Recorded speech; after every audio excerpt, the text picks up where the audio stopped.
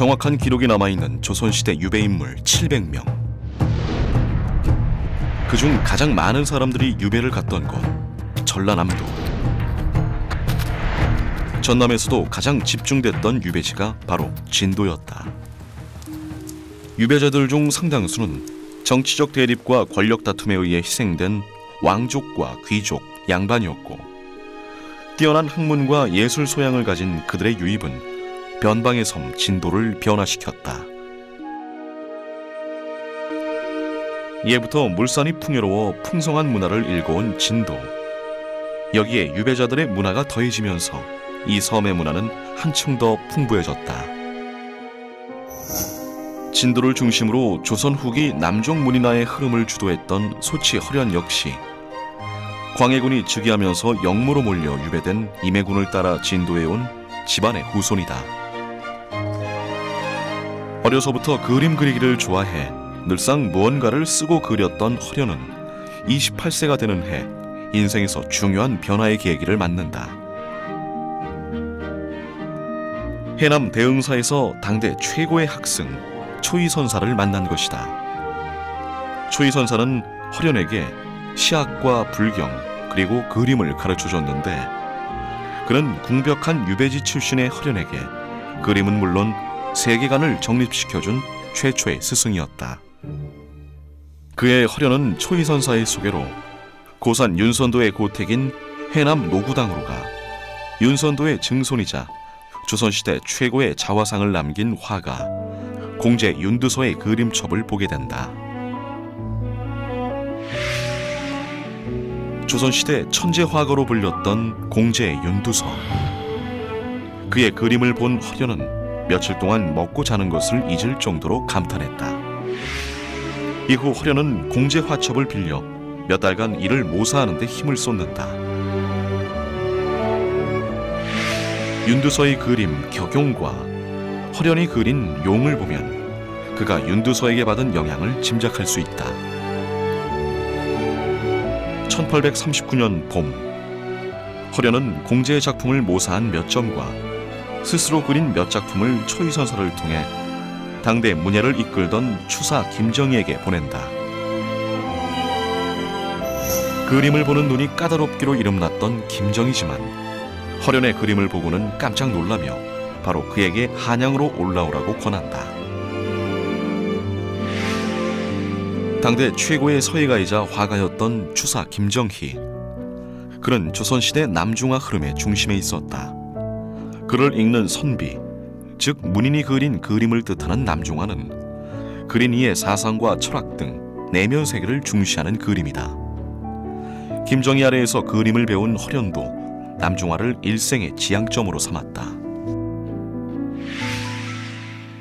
김정희는 허련을 자신의 집에 머물게 하면서 그림 그리는 법을 친히 가르쳐 주었고, 허련의 그림을 자신이 교류하던 인물들에게 보여주며 칭찬했다. 그만큼 그의 가능성을 높이 평가하고 그를 아꼈던 것이다. 당대 19세기에 추사 김정희가 가장 인정했던 화가가 바로 소치 허련이라고 할 수 있습니다. 압록강 이동에 바로 조선이란 말이죠. 조선 땅에서 소치보다 나은 사람이 없다. 소치가 제일이다고 평가를 했었고요.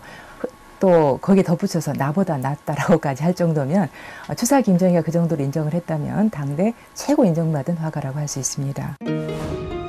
허련에게 김정희는 최고의 스승이었고, 김정희에게 역시 허련은 특별한 제자였다. 김정희가 제주도로 유배됐을 때 허련은 3번이나 제주를 찾아 1년이 훌쩍 넘는 기간 동안 스승을 지척에서 모시며 유배 생활을 도왔다. 수많은 김정희의 제자 가운데 여러 차례 험난한 백길을 건너 제주까지 찾아와 오랜 기간 스승을 모신 이는 허련뿐이었다. 김정희의 인정은 지역 출신의 허련이 보수적인 중앙화단에서 인정받는 밑거름이 됐다. 당시 허련은 당대 화가로서의 최고의 영예인 임금 앞에서 직접 그림을 그려 바치는 영광을 누리기도 한다. 당시 평민으로서 그 임금님 앞에서 평복으로 그림을 임금님을 대하할 수는 없거든요. 그래서 특별히 임금님께서 그 묵과 시험을 합격을 시킵니다. 2번에 걸친 묵과 시험에 급제를 한 후에 관복을 착용을 하고 임금님 어전에서 헌종이 쓰시던 붓과 벼루를 빌어서 3차례나 그림을 그려 바칠 만큼 헌종 임금으로부터도 총애를 받습니다. 그러한 화가는 아마 조선을 통틀어서 아마 없었다고 볼 수 있습니다.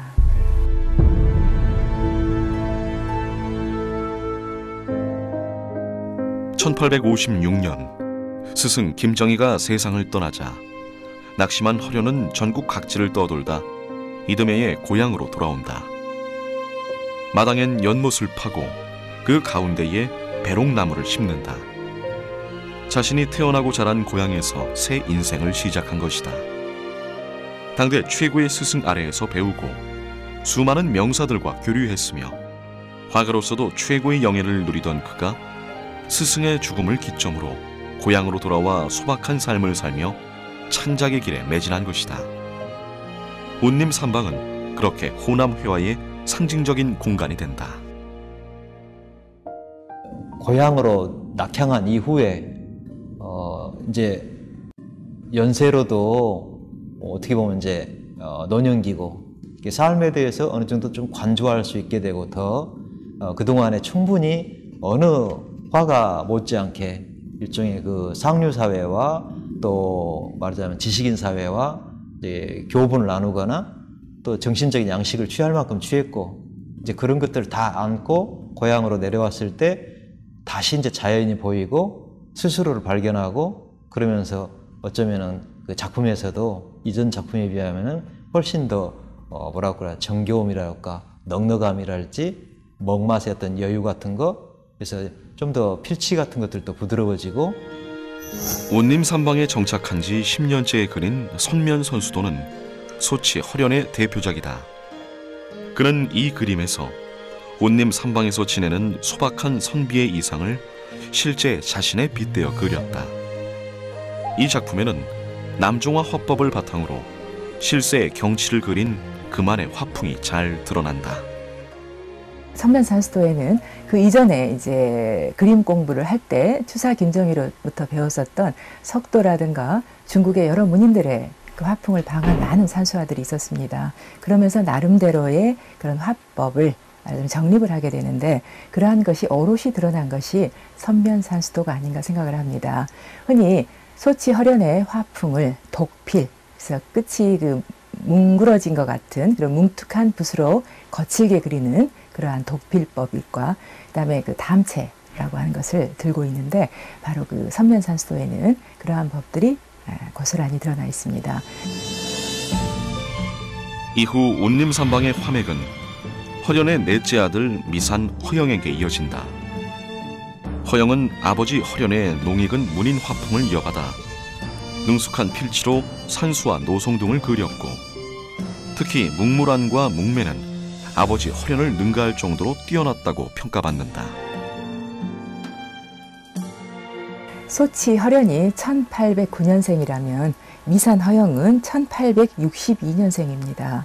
그러면은 벌써 아버지가 거의 자기 화풍을 다 이룬 만년에 태어났고 그래서 아버지가 초기에 그 추사 김정희로부터 남종 문인 화풍을 이렇게 나름대로 차근차근 배워나갔던 것과는 달리 미산의 경우에는 아버지가 만년에 이룩한 화풍을 어떻게 보면 한꺼번에 일거에 받아들였다고 볼 수가 있습니다. 그래서 아버지 소치 허련의 그 만년작과 굉장히 비슷한 때가 많이 있거든요. 그래서 아주 무르익은 남종 문인 화풍을 그냥 거의 그대로 받아들입니다.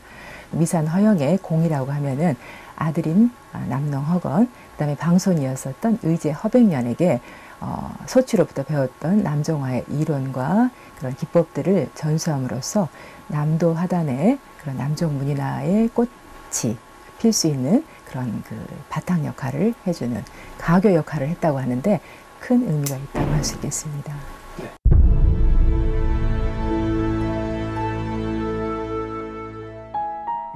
허영의 아들 남농 허건은 온림삼방 화맥의 3대가 된다. 가난 때문에 아들의 그림 그리기를 반대했던 허영은 허건이 보통학교 5학년 때 전국 학생 미술실기 대회에서 상을 타자 그의 재능을 인정하고 그림 그리기를 허락한다. 허건의 초기 작품들은 아버지 허영으로부터 사군자와 산수화풍을 배운 영향으로 전통적 회화 경향을 보인다.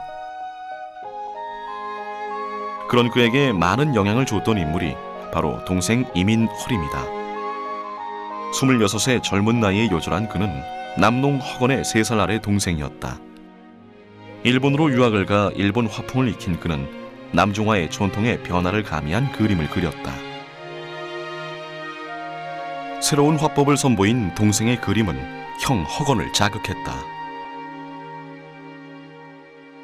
두 형제가 제각기 산 능선의 풍경을 그린 그림은 색감이나 분위기 묘사에서 상당히 닮아있다.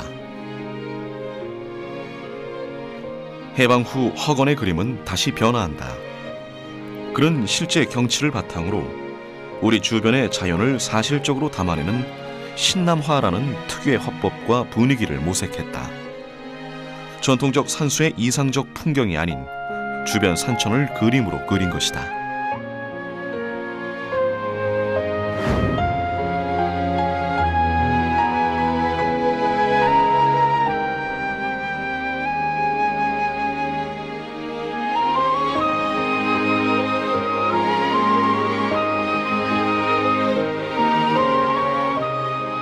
일제시대 때서부터 그렸던 그 그림들이 되게 좀 현실 소재를 취하는 것들이 좀 많죠. 예, 유달산 주변이랄지 또 뭐 비온 뒤에 어떤 그 산골짜기의 풍경이랄지, 그러니까 전통적인 어떤 먹이나 약간의 담채를 곁들이거나 이러기도 하지만은 남농 작품은 되게 옛 것이나 또는 옛날 그 화법이 됐든 소재가 됐든 그런 것들만 그대로 따르는 게 아니고 자기 이 시대의 어떤 미감이랄지 또 현실 소재 이런 것들에 대해서 좀 더 열려 있었다고 보여집니다. 그러면서 남농이 제자들을 가르칠 때도 그랬지만은 항상 예법을 그대로 따르는 거를, 또 자기가 스승이지만은 스승인 자기 화법을 그대로 따르는 거를 별로 그렇게 달가워하지 않았던 거죠. 각자 그리는 사람의 개성이랄지 소재에 대한 해석 이런 것들을 되게 강조하셨었기 때문에, 그래서 남농이 말하는 일종의 신남화, 이거는 옛것 그대로 일종의 교본을 삼듯이 그려내는 이런 것보다는 시대 감각을 말하는 거겠죠. 요즘 말로 한다면 예술가적인 어떤 창의성이라고 그럴지 자기 어떤 그 독창성, 개성 있는 화풍 이런 거를 훨씬 더 많이 추구했다고 그렇게 볼 수가 있죠. 남농 허건과 호남 화단의 양대 산맥을 이뤘던 의제 허백년. 소치의 방손인 그는 어렸을 때부터 온림 삼방을 드나들며 미산 허영에게 그림을 배웠다. 그리고 일본으로 건너가 일본 남하의 대가 고무로 스이윤으로부터 그림을 배웠는데, 그럼에도 돌아와서는 일본 화풍을 따르기보다는 전통 화풍을 유지했다. 허백년은 전통을 철저히 갈고 닦으면 자기 것이 된다는 신념 아래 자신의 화풍을 만들어 나갔다. 또한 그는 남도 사람들의 근간인 농업을 중시했으며 여러 사회 활동을 활발히 했는데, 그곳에서도 전통에 대한 그의 신념이 엿보인다. 60세 이후 그는 원숙한 화풍의 진수를 선보이는데, 그의 작품 맹의 서산에는 생동감 넘치는 먹과 붓의 기운이 느껴진다. 의제 허백년이 전통적인 화풍을 계속 견지할 수 있었던 것은 전통에 대한 남다른 생각이었습니다. 대부분 근대화가 되고 서양화가 들어오고, 그다음에 일본식 그런 그 남화풍이 들어오게 되면서 일본식으로 변모해 가는 과정에 의제 허백년의 경우에는 그런 전통이라고 하는 것은 그렇게 함부로 없어지는 것이 아니라 우리가 그걸 바탕으로 해서 새롭게 나아가야 된다고 하는 전통을 굉장히 중시하는 경향을 띄었거든요. 그래서 이제 그런 서울에서의 그런 출세욕을 버리고 광주에서 연진회를 창립해서 바로 남종화를 진흥시키는 일을 이어갔던 것으로 보입니다.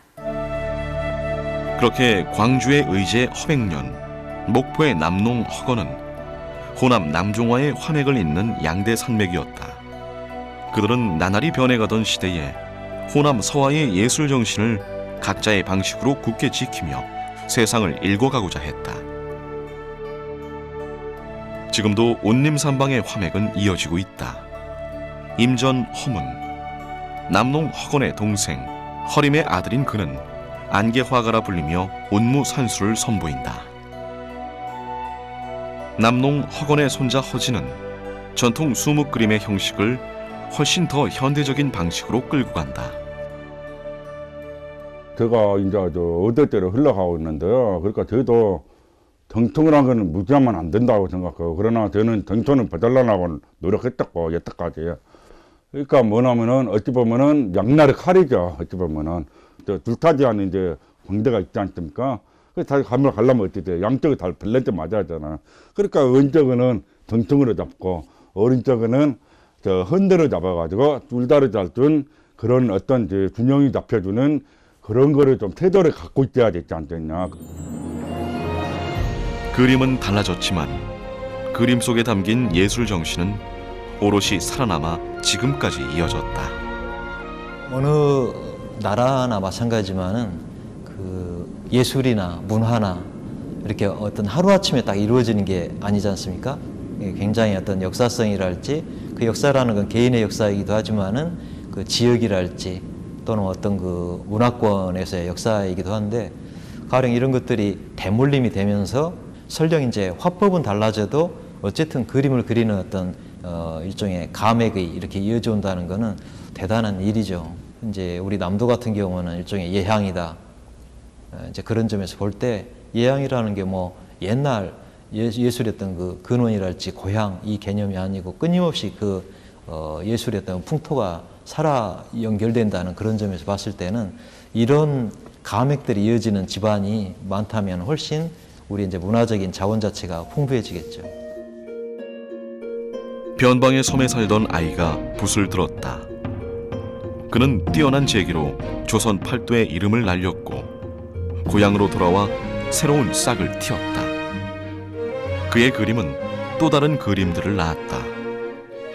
붓질의 형태는 달라졌어도 그림 속에는 남도의 땅과 그 위에 펼쳐진 풍경, 그리고 그 속에서 살아가는 사람들의 삶이 담겨 있다. 붓질이 계속된다. 그림이 그려진다. 그렇게 남도의 화맥이 이어진다.